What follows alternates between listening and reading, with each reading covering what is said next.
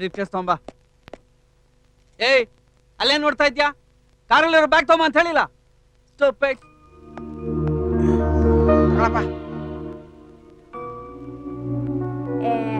ಇಷ್ಟ ಚಿಕ್ಕದನ್ನ ಎತ್ಕೊಂಡು ಹೋಗಕ್ ನಾನೇ ಬೇಕಿತ್ತ? ಅವರೇ ಎತ್ಕೊಂಡು ಹೋಗಕ್ ಆಗ್ತಿರ್ಲಿಲ್ವಾ? ಬ್ರೀಫ್ ಕೇಸ್ ಮುಟ್ಟೋದಕ್ಕೆ ಎಷ್ಟೋ ಧೈರ್ಯ ನಿಂಗೆ? ನಿಂಗಪ್ಪ ಆದ್ರೆ ನಂಗ್ ಮಾವ ಅವರೇ ಬ್ರೀಫ್ ಕೇಸ್ ತಗೊಂಬ ಅಂತ ಹೇಳಿದ್ದು. ನನಗೆ ಎದುರುತ್ರ ಕೊಡ್ತೀಯಾ? ಯಾಕೋ ಜಗಳ ಆಡ್ತಾ ಇದೀರಾ ಇಬ್ರು? ನೋಡ್ ಮಮ್ಮಿ, ಡ್ಯಾಡಿ ಬ್ರೀಫ್ ಕೇಸ್ ತಗೊಂಡ್ ಹೋಗ್ತೀಯಾನೆ. ನಾನೇ ನಮ್ಮನೆಗೆ ತಗೊಂಡ್ ಹೋಗ್ತಿರ್ಲಿಲ್ಲ. ಮಾವನೇ ಬ್ರೀಫ್ ಕೇಸ್ ನ ನಿಮ್ ರೂಮಲ್ಲಿ ಇಡಕ್ ಹೇಳಿದ್ದು. ಇಡೋಣ ಅಂತ ಬಂದ್ರೆ ಇದ್ದಡಿಯಾ? ಸಾಕು ವಯಸ್ಸಿಗೆ ಮೀರಿದ್ ಮಾತಾಡ್ತಾ ಇದ್ದೀನಿ ನೀನು. ಕೊಡಿಲಿ, ನಾನೇ ತಗೊಂಡ್ ಹೋಗ್ತೀನಿ.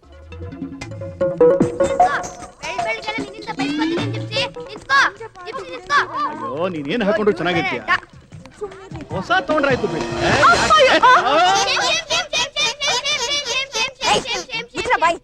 ಕತ್ತೆ ಬಡವಾ, ಮೈ ಮೇಲೆ ಪ್ರಜ್ಞೆ ಇಲ್ವೇನೋ ನಿಂಗೆ? ಆ ಸ್ಟುಪಿಡ್ ನಾಯಿ ಜೊತೆ ಆಟ ಜಾಸ್ತಿ ಆಯ್ತು. ಅದು ಸ್ಟುಪಿಡ್ ನಾಯಿ ಅಲ್ಲ. ನೋಡ್ರಿ ಹೇಗ್ ಮಾತಾಡ್ತಾನೆ. ಎಲ್ಲ ಅವ್ರಮ್ಮ ಹೇಳ್ಕೊಟ್ಟಿರ್ಬೇಕು. ನಮ್ಮ ಅಮ್ಮನ ಜೊತೆಗೆ ಏನಕ್ಕೆ ಬರ್ತೀರಾ? ಬಿಟ್ಟ ಅಂದ್ರೆ ನೋಡು, ಎಷ್ಟೋ ಕೊಬ್ಬು ನಿನ್ಗೆ. ಇವ್ರಿಬ್ಬರನ್ನ ಬಾತ್ರೂಮ್ ಕರ್ಕೊಂಡು ಹೋಗೋ. ಏಕೆ? ಅವ್ರಿಬ್ರು ಸ್ನಾನ ಮಾಡ್ತಾರೆ. ಸ್ನಾನ ಮುಗಿಸಿ ಬರೋವರೆಗೂ ಅಲ್ಲೇ ಆಚೆ ನಿಂತಿರ್ಬೇಕು. ನನ್ ಚಿನ್ನುಗಳಿಗೆ ಬಾಗ್ಲು ಹಾಕೊಂಡ್ರೆ ಭಯ ಆಗುತ್ತೆ. ಬಾಗಿಲು ಹಾಕ್ದೇನೆ ಸ್ನಾನ ಮಾಡಕ್ ಆಗಲ್ವಾ? ಸುಮ್ನೆ ನಿಂತಿದ್ದೀರಲ್ಲ ನೋಡ್ರಿ. ಏಯ್ ಬಾರೋ ಇಲ್ಲಿ. ಅವ್ರು ಹೇಳ್ದಷ್ಟು ಮಾಡು. ಕರ್ಕೊಂಡು ಹೋಗ ಅವ್ರನ್ನ. ಹೊರಡು. ಬನ್ನಿ. ಇಡಿಯಟ್. ಎಲ್ಲ ಸೀರೆಯಿಂದಾನೇ ಆಗಿದ್ದು. ತಿರ್ಗಾ ಸೀರೆ ವಿಷಯನ? ಕಿವಿ ನೋವ್ತಾ ಇದ್ಯಾ? ಇಲ್ಲ ಮತ್ತೆ ನಿಮ್ಮ ಅಪ್ಪಂಗೆ ನನ್ನ ಹೊಡಿತಾ ಇದ್ರೆ ನಿದ್ದೆ ಬರಲ್ಲ ಅನ್ಸತ್ತೆ. ಅದಕ್ಕೆ ಅವ್ರ ತಲೆಲಿರೋ ಕೂದಲೆಲ್ಲ ಉದ್ರೋಗಿರೋದು. ಹ್ಞೂ ಇಲ್ಲೇ ಇದ್ದೀನಿ. ಏನ್ ಹೆದರ್ಕೋಬೇಡ. ನಾನು ಇನ್ನೆಲ್ಲಿಗೆ ಹೋಗ್ಲಿ? ಹೌದು, 426 ಎಕರೆ ಇತ್ತು. ಅದ್ರಲ್ಲಿ 6 ಎಕರೆ ಫ್ರೀ ಅಂತ ಕೊಟ್ಬಿಟ್ಟು 420 ಅಂತ ರೌಂಡ್ ಫಿಗರ್ ಇಟ್ಕೊಂಡು ಬರ್ತಾ ಇದಾರೆ ನನ್ 3ನೇ ಅತ್ತೆ ಮಾವ. ಮೊದ್ಲಿಬ್ರು ಉತ್ತರಕ್ಕೆ ದಕ್ಷಿಣಕ್ಕೆ ಹೊಡೆದೋಡ್ಸಿದ್ರು. ಇನ್ಯೂರು ಯಾವ್ದಕ್ಕೂ ಓಡಿಸ್ತಾರೋ. ಜೊತೆಗೊಂದು ಸೈನ್ಯ ಬೇರೆ ಬರ್ತಾ ಇದೆ. ಹ್ಞೂ ಇಲ್ಲೇ ಇದೀನಿ. ಏನ್ ಹೆದರ್ಕೋಬೇಡ. ಏಯ್ ಗುಬೆ. ಗೂಬೆ ಅಲ್ಲ, ಅದು ಅರ್ಜುನ್ ಅಣ್ಣ. ಏಯ್ ಸುಮ್ಮನೆ ನಿಂತ್ಕೊಳ್ಳೆ. ಯಾರ ಜೊತೆ ಮಾತಾಡ್ತಿದ್ಯಾ? ಕಾರ್ತಿಕ್ ಉಮಾ ಒಳಗ್ ಸ್ನಾನ ಮಾಡ್ತಾ ಇದ್ದಾರೆ. ಅವ್ರಿಗೋಸ್ಕರ ಕಾಯ್ತಾ ಇದ್ದೀನಿ. ಸೊ ಅವ್ರು ನಿನ್ ಬಾಡಿ ಗಾರ್ಡ್? ಹೌದು, ಅವ್ರು ನನ್ನ ತಮ್ಮ ತಂಗಿ. So sweet. ಒಳ್ಳೆ ಹೀರೋ ತರ ಪೋಸ್ ಕೊಡ್ತಾನೆ. ಹೀರೋನ ಅವನು ಕೋತಿ. ಅದು ಅರ್ಜುನ್ ಅಣ್ಣ. ಎಷ್ಟು ಚೆನ್ನಾಗಿ ಮಾತಾಡ್ತಾಳಲ್ಲ. ಜಾಸ್ತಿ ಮಾತಾಡಿದ್ರೆ ಕೊತ್ತು ಬಿಡ್ತೀನಿ ಕೋತಿ. ಬನ್ನಿ ಬನ್ನಿ, ಅರೇಂಜ್ಮೆಂಟ್ಸ್ ಆಗಿ ನೋಡ್ಕೋಬೇಕು. ಇನ್ನೊಮ್ಮೆ ಅಜ್ಜಿದು ಸ್ಪೆಷಲ್ ಹುಟ್ಟದಪ್ಪ. 100ನೇ ವರ್ಷದ ಬರ್ತಡೇ ಇದು. ಹಾ, ಅದಕ್ಕೋಸ್ಕರನೇ ನಾವು ಸ್ಪೆಷಲ್ ಪ್ರೋಗ್ರಾಮ್ ಕೂಡ ಏರ್ಪಾಡು ಮಾಡ್ಕೊಂಡಿದೀವಿ. ಬನ್ನಿ ಬನ್ನಿ ಬನ್ನಿ ಬನ್ನಿ ಬನ್ನಿ. ಅಮ್ಮ ಅಮ್ಮ, ಇದು ಹೇಗಿದ್ಯಮ್ಮ?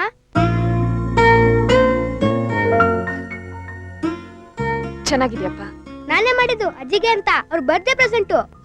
ಅಜ್ಜಿಗೇನೋ ಇಷ್ಟ ಆಗ್ಬೋದು, ಆದ್ರೆ ನಿನ್ ಮಾವಂದ್ರ ಇದನ್ ಕೊಡಕ್ ಬಿಡ್ತಾರಾ? ಯಾಕೆ ಬಿಡಲ್ಲ? ಅವ್ರ ಮಕ್ಳಿಗೆ ಎಷ್ಟು ಹಕ್ಕಿದೆ ನಂಗೂ ಅಷ್ಟೇ ಹಕ್ಕಿದೆ ಅಲ್ವಾ? ಇಲ್ಲಪ್ಪ, ನಾವೆಲ್ಲ ನಮ್ ಹಕ್ಕು ಗಿಕ್ಕು ಅಂತ ಮಾತಾಡೋ ಹಾಗಿಲ್ಲ. ಇದೆಲ್ಲ ನಮ್ ಹಣೆ ಬರಹ. ಎಲ್ಲ ರೆಡಿನಾ? ಅಯ್ಯೋ ತಾಯಿ ಮಗ ಹರಡ್ತಾ ನಿಂತಿದ್ದೀರಾ? ನೋಡಿ, ತರಕಾರಿಗಳೆಲ್ಲ ಒಳ್ಳೆ ಮಾರ್ಕೆಟ್ ಅಲ್ಲಿ ಬಿದ್ದಿದೆ. ಗೆಸ್ಟ್ಗಳು ಬರೋ ಹೊತ್ತಾಯ್ತು. ಆಮೇಲೆ ಏನಾದ್ರು ಲೇಟ್ ಆದ್ರೆ ಏನಾಗುತ್ತೆ? ಅರ್ಜುನ್ ಸುಮ್ನಿರೋ. ನನಗೆ ದಬಾಯಿಸ್ತೀರೋ? ಎಷ್ಟೋ ಧೈರ್ಯ ನಿನಗೆ? ನಾನು ಯಾರು ಗೊತ್ತಾ ನಿಂಗೆ? ಕತ್ತೆ ಬಡವಾ. ಕತ್ತೆ ಬಡವನ? ಅಮ್ಮ ಇವ್ರ ಹೆಸರು ಪ್ರಕಾಶ್ ಅಲ್ವಾ? ನನ್ನ ಹೆಸರು ಕರಿತೀರ ನೀನು? ದಯವಿಟ್ಟು ಅವನ್ನ ಹೊಡಿಬೇಡಿ. ಅವ್ನ್ ತಪ್ಪು ಮಾಡಿದಕ್ಕೆ ನಾನ್ ಕ್ಷಮೆ ಕೇಳ್ತೀನಿ. ಈ ಅರಮನೆಯಲ್ಲಿ ನಿಮ್ ಸ್ಥಾನ ಏನು ಅಂತ ತಿಳಿಸಿ ಹೇಳೋನ್ಗೆ. ನಾವು ನಿಮ್ಮಲ್ಲಿ ಇರೋಕ್ ಬಿಟ್ಟಿರೋದು. ಜಾಸ್ತಿ ಮಾತಾಡಿದ್ರೆ ಚಿಟಿಕೆ ಹೊಡೆದ್ರೆ ನಿಮ್ಮಲ್ಲಿ ಜಾಗ ಖಾಲಿ ಮಾಡಿಸ್ಬಿಡ್ತೀವಿ ಅಂತ ಹೇಳೋನ್ಗೆ. ಕತ್ತೆ ಬಡವಾ. ಹೋಗ್ರಿ ರೀ. ದಯವಿಟ್ಟು.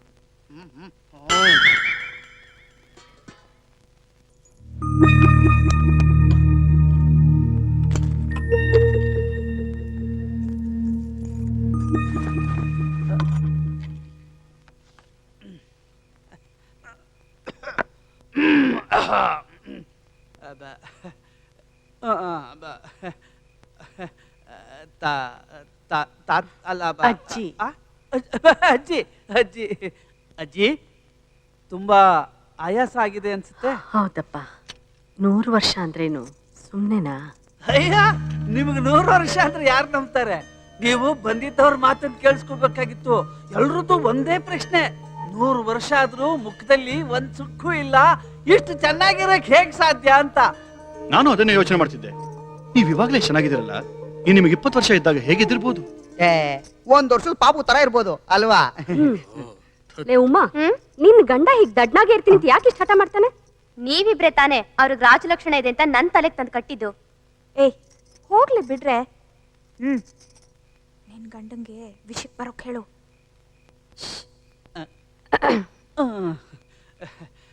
ಬಹಳ ದಿವಸದಿಂದ ನಾವೆಲ್ಲ ಸೇರ್ಕೊಂಡು ಒಂದ್ ನಿರ್ಧಾರ ತಗೊಂಡಿದ್ದೀವಿ. ಬಹಳ ದಿನದ ಮುಂಚೆ ತಗೊಂಡ್ ನಿರ್ಧಾರ, ಅದನ್ನ ಹೇಳೋದಕ್ಕೆ ಒಳ್ಳೆ ಟೈಮ್ ಬರ್ಲಿ ಅಂತ ಕಾಯ್ತಾ ಇದ್ವಿ. ಆಗ ದಿಢೀರ್ ಅಂತ ಬಂದ್ಬಿಡ್ತಲ್ಲ ಈ ದಿನ.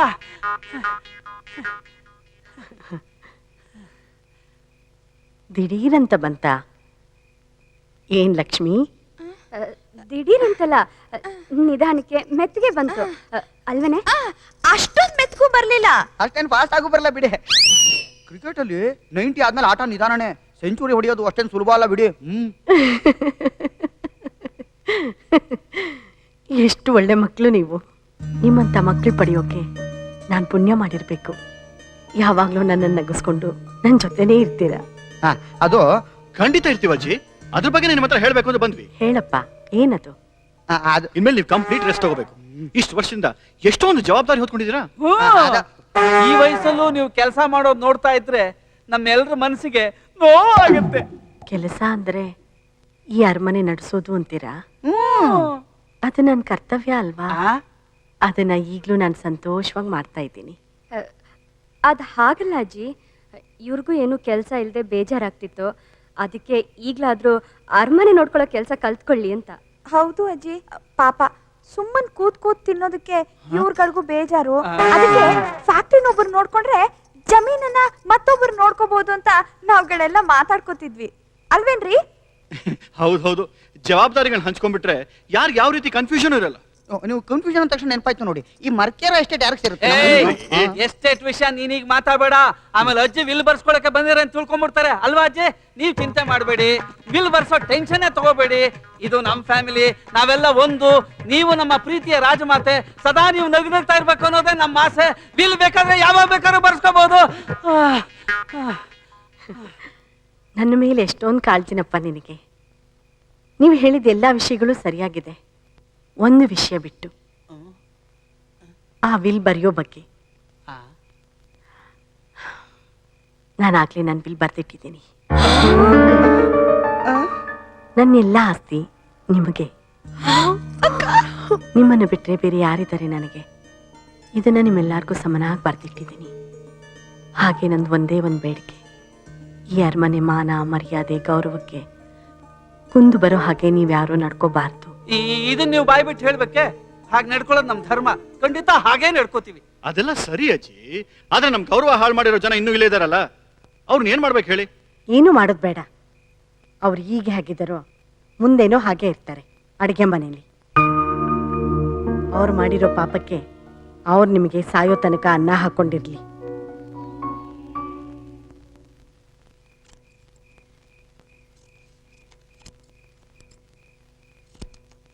ಅಮ್ಮ ಅಮ್ಮ, ಏನು? ನಾವು ಅಜ್ಜಿ ಕುಟುಂಬಕ್ಕೆ ಸೇರಿದವರು. ನಾನು ರಾಜ್ಕುಮಾರ ಅಂತೆಲ್ಲ ಹೇಳ್ತಿರ್ತೀಯ ಅಲ್ವಾ? ಹೌದು. ಮತ್ತೆ ಯಾಕೆ ನಮ್ನ ಹೀಗವ್ರು ಕೆಟ್ಟದಾಗ ನಡ್ಸ್ಕೋತಾರೆ? ಅದು ನಮ್ ವಿಧಿ. ಯಾವ್ದಕ್ ನಡೆದ್ರು ವಿಧಿ ಹಣೆ ಬರ ಅಂತಿರ್ತೀಯಮ್ಮ. ಭಯಂಕರ ಬೋರ್ ನೀನು. ನೀನೇನೇ ಹೇಳಿದ್ರು ಅದ್ ನಮ್ ವಿಧಿನೇ ಕಣೋ. ನಿಮ್ಮಪ್ಪ ನನ್ನನ್ ಮದ್ವೆ ಆಗೋದು ಅವ್ರಿಗೆ ಯಾರಿಗೂ ಇಷ್ಟ ಇರ್ಲಿಲ್ಲ. ಅವ್ರು ನನ್ನನ್ನು ಇಲ್ಲಿ ಕರ್ಕೊಂಬಂದಾಗ್ಲೂ ಅಷ್ಟೇ ಎಲ್ರೂ ಹೀಗೆ ನನ್ ಕಡ್ಗಣಿಸ್ತಾ ಇದ್ರು.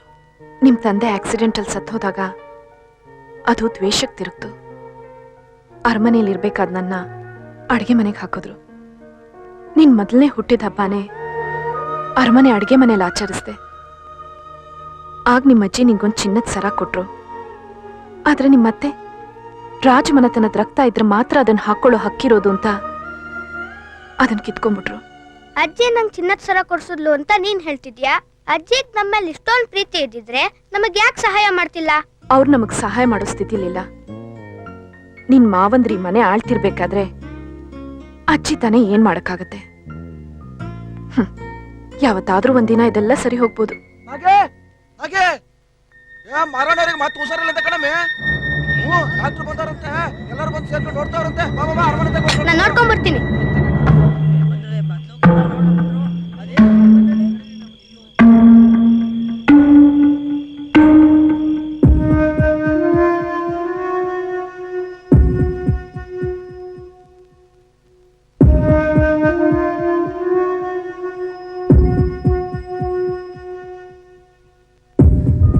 ಒಂದು ನಿಮಿಷ ಬನ್ನಿ.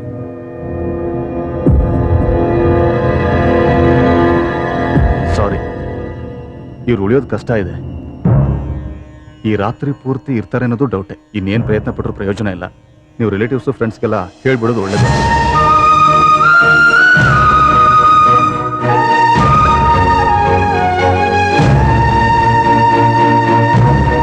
ಮುದುಕಿ ಯಾವುದೇ ಕ್ಷಣದಲ್ಲಿ ಗೊಟಕ್ ಕಂಡ್ಬಿಡ್ಬೋದು. ನಮಗೆ ಒಂದು ಒಳ್ಳೆ ಅವಕಾಶ ಸಿಕ್ಕಿದೆ. ಅಜ್ಜಿ ಮೇಲೆ ನಾವಿಟ್ಟಿರೋ ಅಕ್ರೆ ಪ್ರೀತಿ ಎಷ್ಟಿದೆ ಅನ್ನೋದು ಜನರಿಗೆ ಮಂದಟ್ಟಾಗ್ಬಿಡ್ಬೇಕು. ಅಜ್ಜಿ ಸತ್ತಿರೋ ವಿಷಯ ಪ್ರತಿ ಪೇಪರ್ ಅಲ್ಲಿ ಹೆಡ್ಲೈನ್ ಅಲ್ಲಿ ಬರ್ಬೇಕು. ಮಾಡ್ಬೇಕು. ಒಳ್ಳೆ ಚಾನ್ಸ್. ಶವ ಸಂಸ್ಕಾರನ ಬಹಳ ವೈಭವದಿಂದ ಮಾಡಬೇಕು. ಇವತ್ತು ಶುಕ್ರವಾರ, ಭಾನುವಾರ ಇಟ್ಕೊಂಡ್ರೆ ಜನ ಸೇರ್ಸಕ್ ಈಸಿ ಆಗಿರುತ್ತೆ. ಹೌದು, 2 ದಿವಸ ಬಾಡಿನ ಹಾಗೆ ಇಟ್ಬಿಟ್ರೆ ಜನ ಎಲ್ಲ ಬಂದು ನೋಡ್ಕೊಂಡು ಹೋಗಕ್ಕೆ ಅನುಕೂಲ ಆಗುತ್ತೆ. ಆಮೇಲೆ ಈ ಸಂಸ್ಕಾರಕ್ಕೆ ಯಾರ್ಯಾರು ಬರಬೇಕು ಅಂತ ಒಂದು ಪಟ್ಟಿ ಮಾಡ್ಬಿಡೋಣ. ಈಗಲೇ ಹೋಗಿ ಮಾಡ್ಬೇಕು. ನಿಂತ್ಕೊಳ್ಳೋ, ಇನ್ನು ಅಜ್ಜಿ ಸತ್ತೇ ಇಲ್ಲ. ಬೇರೆ ವಿಷಯದ ಬಗ್ಗೆ ತಲೆ ಕೆಡಿಸ್ಕೋಬೇಕು. ಶವನ ಹೇಗೆ ತಗೊಂಡು ಹೋಗೋದು, ಮೆರವಣಿಗೆ ಎಲ್ಲಿಂದ ಶುರು ಮಾಡೋದು. ಹೌದೌದು, ಶವದ ಮೆರವಣಿಗೆನ ರಥದಲ್ಲಿ ತಗೊಂಡು ಹೋಗ್ಬೇಕು. ಹಿಂದ್ಗಡೆ 100 ಬಿಳಿ ಕಾರು ಸುಯ್ ಅಂತ ಬರ್ತಾ ಇರ್ಬೇಕು.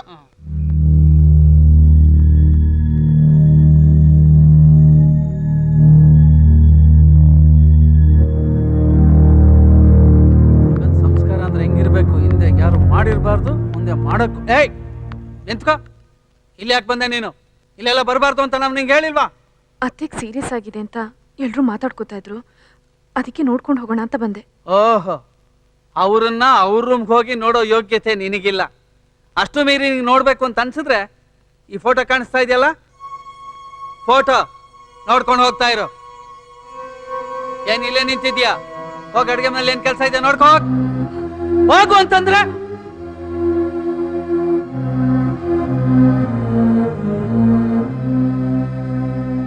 ಅಜ್ಜಿ ನೋಡಕ್ ಬಂದಂತ ಅಜ್ಜಿ.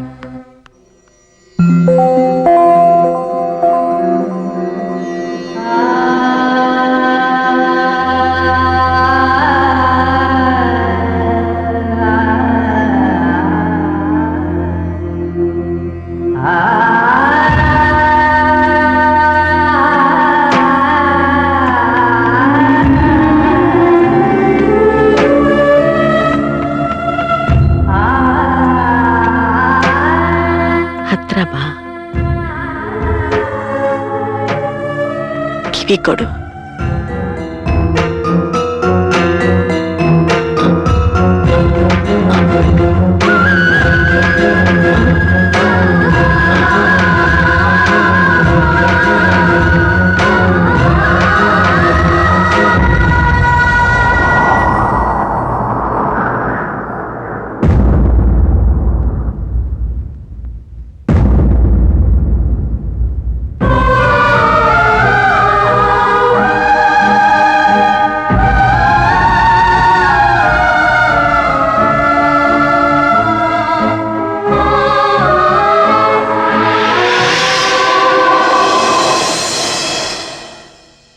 ಆಹಾ, ಏನ್ ಹಾಕಿದ್ದಾರೆ.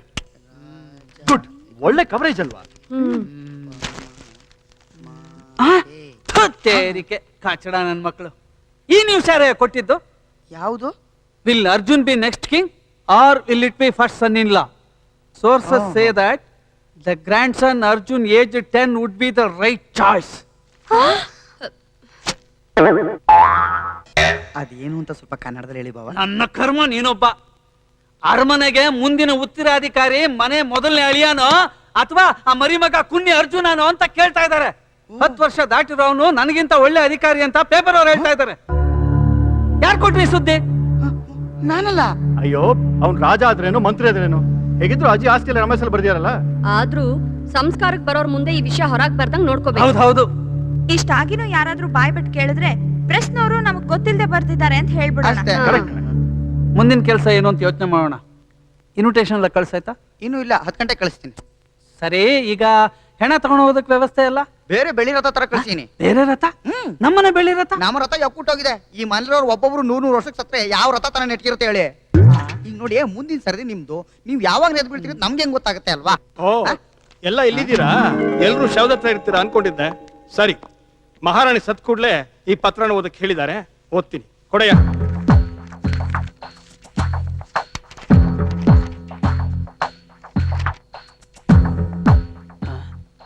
ಅವ್ರ ಅವರಷ್ಟು ಕವ್ರೆ ಓದ್ಕೊಳ್ಳೋದಾಗಿದ್ರೆ ಇಲ್ಲಿ ತನಕ ಯಾಕೆ ಬರ್ಬೇಕಾಗಿತ್ತು?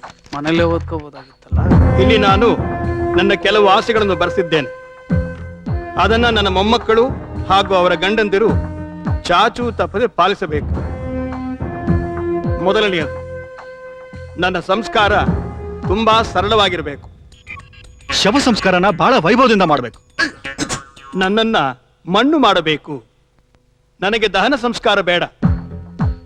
ನಾನು 6 ವರ್ಷದೊಳಗಿದ್ದಾಗ ಒಂದು ಸಣ್ಣ ಗಿಡವನ್ನ ಅರಮನೆಯ ಹಿಂಭಾಗದ ಸರೋವರದ ಪಕ್ಕದಲ್ಲಿ ನೆಟ್ಟಿದ್ದೆ. ಈಗ ಅದಕ್ಕೆ 94 ವರ್ಷ. ನನ್ನನ್ನ ಆ ಮರದ ಕೆಳಗೆ ಮಣ್ಣು ಮಾಡಬೇಕು. ಮೂರನೆಯದು, ನನ್ನ ಶರೀರವನ್ನ ನನ್ನ ಪ್ರೀತಿಯ ಅಳಿಯಂದಿರುಗಳು ತಮ್ಮ ತೋಳುಗಳ ಮೇಲೆ ಹೊತ್ತುಕೊಂಡು ಆ ಮರದ ತನಕ ಹೋಗಬೇಕು. ಶವದ ಮೆರವಣಿಗೆನ ರಥದಲ್ಲಿ ತಗೊಂಡು ಹೋಗ್ಬೇಕು. ಹಿಂದ್ಗಡೆ ಒಂದು 100 ಬಿಳಿ ಕಾರು ಅಂತ ಬರ್ತಾ ಇರ್ಬೇಕು. ನಾಲ್ಕನೆಯದು, ನಾನು ಸತ್ತಾಗ ನನ್ನ ಮೈ ಮೇಲೆ ಏನೇನು ಆಭರಣಗಳಿರುತ್ತವೋ ಅದರ ಜೊತೆಗೆ ನನ್ನನ್ನು ಮಣ್ಣು ಮಾಡಬೇಕು. ಅದರಲ್ಲೂ ನನ್ನ ಪರಂಪರಾನುಗತವಾದ ರಾಜಮುದ್ರೆಯ ಸ್ತರದ ಜೊತೆಗೆ. ಇಂತಿ ಮಹಾರಾಣಿ ರಾಜೇಶ್ವರಿ ದೇವಿ.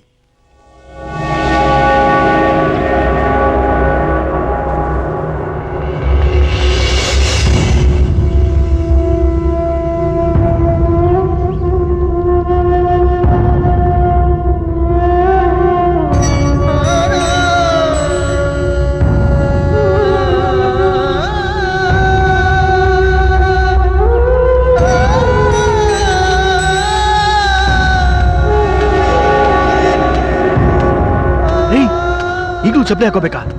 ಸುಮ್ಮನಿರಯ್ಯ, ದೇವ್ರ ಮನೆಯಲ್ಲೇ ಚಪ್ಪಲಿ ಹಾಕೊಂಡು ಓಡಾಡ್ತೀನಿ ನಾನು. ಇನ್ ರುದ್ರಭೂಮಿ ಏನ್ ಮಹಾ? ಅಯ್ಯೋ, ಸುಮ್ನೆ ಬಾ, ನಿಮಗೆ ಹೇಳಕ್ ಬಂದಲ್ಲ, ನಾನು ಹೊಡ್ಕೋಬೇಕು. ಮೊದ್ಲು ಹೊಡ್ಕೋ.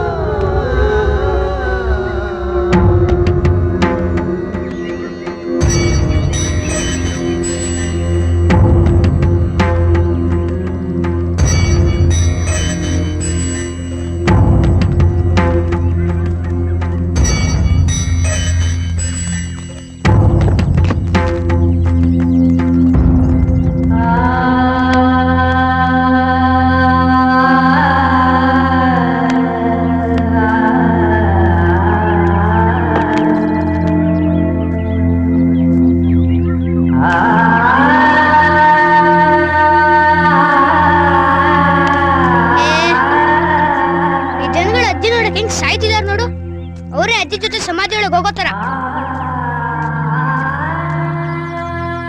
ಅಯ್ಯೋ, ಅಜ್ಜಿನ್ ಮಣ್ಣು ಮಾಡೋದನ್ನ ಕೊನೆಗೂ ನೋಡಕ್ ಆಗ್ಲಿಲ್ವಲ್ಲ. ನಾನ್ ಬರ್ಲಿಲ್ಲ ಅಂತ ಬೇಜಾರ್ ಮಾಡ್ಕೊಂಡಿರ್ತಾಳೋ ಏನೋ. ಇರಲ್ಲ, ಅವಳು ಬದುಕಿದಾಗ್ಲೇ ನನ್ ಬಗ್ಗೆ ಯೋಚನೆ ಮಾಡ್ಲಿಲ್ಲ.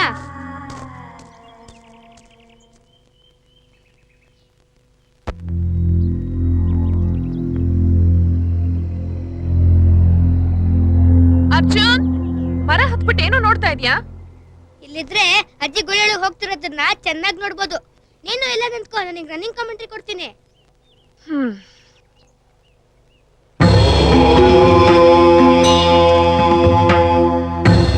ಪುರೋಹಿತರ ಪೂಜೆ ಇನ್ನು ಮುಗಿತಾನೇ ಇಲ್ಲ. ಅಜ್ಜಿ ಆ ಕಡೆ ನಿಲ್ಲದ್ಮೇಲೆ ಜಾಲಿಯಾಗಿ ಮಲ್ಕೊಂಡಿದೆ. ಅರ್ಜುನ್,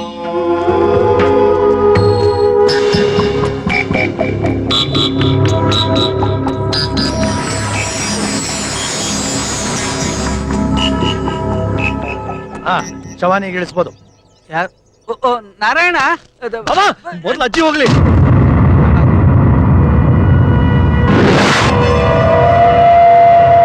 ಬಿಡಪ್ಪ, ಬಿಡು ನೀನು. ಏನ್ ಮಾಡ್ತಾ ಇದೀರಾ? ಬನ್ನಿ ಈ ಕಡೆ. ಏನ್ ಮಾಡ್ತಾ ಇದೀರಿ? ಗುಳಿ ಒಳಗೆ ಶವ ಬಿಟ್ಟು ಜೀವಂತವಾಗಿರೋರು ಯಾರು ಇಳಿಯೋ ಹಾಗಿಲ್ಲ. ಅಂದ್ರೆ ನನ್ನ ಚಪ್ಪಲಿ ಮೇಲೆ ಮಹಾರಾಣಿಯವ್ರನ್ನ ಮಲಗಿಸೋದೆ? ನಾಳೆ ಜನ ಏನ್ ಮಾತಾಡ್ಕೋತಾರೆ? ರಾಜಮಾತೆ ರಾಜೇಶ್ವರಿ ದೇವಿಯವರನ್ನ ಅವ್ರ ಒಳಿಯನ್ನ ಚಪ್ಪಲಿ ಮೇಲೆ ಮಲಗಿಸಿ ಮಣ್ಣು ಮಾಡಿದ್ರು ಅಂತ ಮಾತಾಡ್ಕೊಳ್ಳೋದಿಲ್ವ ಎಲ್ರು? ಈ ಯೋಚನೆ ಮೊದ್ಲೇ ಬರ್ಬೇಕಾಗಿತ್ತು. ಸಂಸ್ಕಾರಕ್ಕೆ ಬರೋವಾಗ ಈ ದರಿದ್ರ ಚಪ್ಪಲಿ ಯಾಕೆ ಹಾಕೊಂಡ್ಬರ್ಬೇಕು? ಕಾಲಲ್ಲಿ ಆಣಿ ಇದ್ರೆ ಏನ್ ಮಾಡಕ್ಕಾಗತ್ತೆ? ಅದಾಣಿ ಅಲ್ಲ, ಕೊಬ್ಬು. ನಾನು ಅವಾಗಲೇ ಕೇಳಿದೆ ತಾನೆ. ಸಾಮಾನ್ಯವಾಗಿ ರುದ್ರಭೂಮಿಗೆ ಬರೋವಾಗೆಲ್ಲ ಚಪ್ಪಲಿ ಹಾಕೊಂಡೆ ಬರೋದು ಅಂದ್ರು. ಅಯ್ಯೋ, ಏನು ಆಗ್ತಾ ಇದೆ? ಚಪ್ಪಲಿ ಮಾವ, ಚಿಜು ಮಾವ ಎಲ್ರೂ ಟೆನ್ಷನ್ ಆಗ್ತಿದ್ದಾರೆ. ಶಾಸ್ತ್ರಿಗಳೇ, ಈಗ ಮಹಾರಾಣಿಯವ್ರನ್ನ ಚಪ್ಪಲಿ ಮೇಲೆ ಮಲಗಿಸೋದು ಏನಾಗುತ್ತೆ? ಚಪ್ಪಲಿ ಅಪ್ಪಚ್ಚಿ ಆಗೋಗುತ್ತೆ. ಅವ್ರ ಇನ್ನೊಂದ್ ಜೊತೆ ಹೊಸ ಚಪ್ಪಲಿ ತಗೋಬೇಕಾಗತ್ತೆ ಅಲ್ವಾ? ಸಾಕ್ ಸುಮ್ನೆ ರಯ್ಯ. ಸತ್ತೋರ್ಗೆ ಸೇರಿ ಜಾಗದಲ್ಲಿ ಹಿಡಿಯೋದು ಅಪಚಾರ. ಅದು ಗುಳಿ ಪೂಜೆ ಆದ್ಮೇಲೆ. ಸತ್ತವ್ರ ಆತ್ಮ ಸುಮ್ಮನೆ ಬಿಡೋಲ್ಲ. ಆ ಆತ್ಮ ಇಳಿಯೋರಿಗೆ ತೊಂದರೆ ಕೊಡುತ್ತೆ. ತೊಂದರೆ ಅಂದ್ರೆ ಅಂತಿಂತ ತೊಂದರೆ ಅಲ್ಲ. ಎಷ್ಟೋ ಜನ ಸತ್ತೋಗಿರೋ ನಿದರ್ಶನ ನನಗೆ ಚೆನ್ನಾಗಿ ಗೊತ್ತಿದೆ. ಈಗ ಏನಾಗ್ತಾ ಇದೆಯೋ ಅಲ್ಲಿ? ಏನೋ ಗೊತ್ತಾಗ್ತಾ ಇಲ್ಲಮ್ಮ, ಎಲ್ರು ಏನೋ ಮಾತಾಡ್ಕೊತಿದ್ದಾರೆ. ಪುರೋಹಿತರು ಜೋರಾಗಿ ಕೈ ಬಾಯಿ ಸನ್ನೆ ಮಾಡ್ಕೊಂಡು ಮಾತಾಡ್ತಿದ್ದಾರೆ. ಆ ಆತ್ಮ ಮಕ್ಕಳಿಗೇನ ತೊಂದರೆ ಮಾಡುತ್ತಾ? ಯಾಕಂದ್ರೆ ಮಕ್ಕಳು ದೇವ್ರ ಸಮಾನ ಅಂತಾರೆ. ಮಕ್ಕಳಿಗೇನು ಮಾಡದೇ ಇರಬಹುದು, ಆದ್ರೆ ಆ ತೊಂದರೆ ಯಾರು ತಗೊಳ್ಳೋದು ಅಂತ. ಅದ್ರ ಬಗ್ಗೆ ನೀವು ಯೋಚನೆ ಮಾಡಬೇಡಿ. ಹಾ ಬಾಬಾ. ಏನ್ ಬಾವಾ, ನಾನು ನನ್ನ ಮಗನ ಕಳ್ಸಲ್ಲ. ಅದೆಲ್ಲ ಕಣ್ರಿ. ಓ ಕರ್ಕೊಂಬನ್ನಿ ಅವನ್ನ, ಅರ್ಜುನ. ಅವನ ಶಿವು, ಯಾರು ನಮ್ಮನೆ ಕಡೆಗೆ ಬರ್ತಿದ್ದಾರೆ.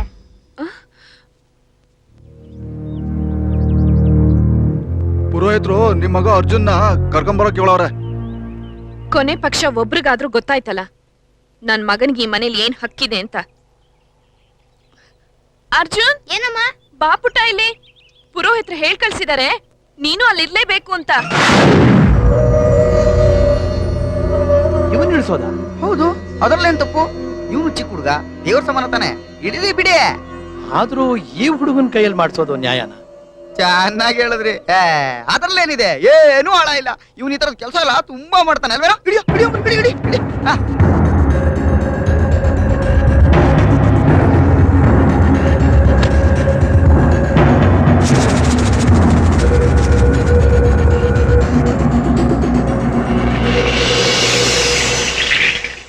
ಥ್ಯಾಂಕ್ಸ್ ಗಣಯ್ಯ.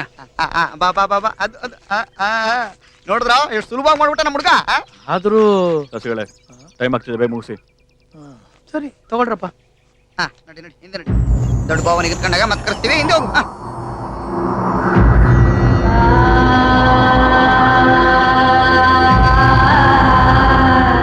ಹೋಗೋ, ಬರ್ಬೇಡ.